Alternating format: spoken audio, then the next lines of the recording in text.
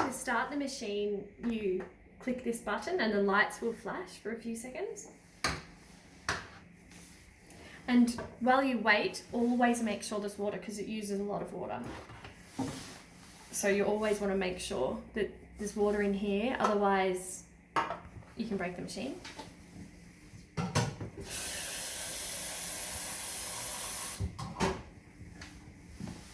Just pop the lid back on and then slide it back in.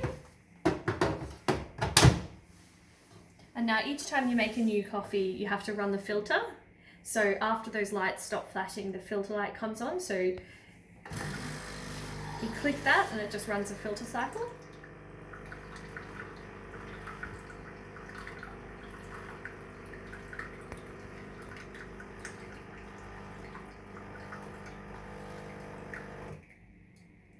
Once the filter cycle's done, all of the lights appear, which means the machine's ready to use. So just discard that filter water, place the mug you want to use, open a lever,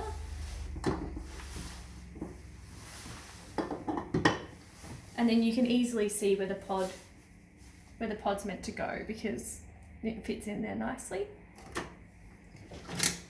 Click the little cup if you want just a short coffee, or the big cup for a large one. And then to make the milk, you just take this off,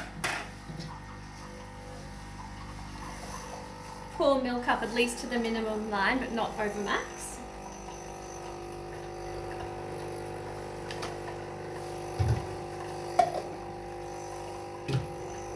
And then click the button once for hot frothed milk, or click it and hold it down if you want an iced coffee, then it makes it cold.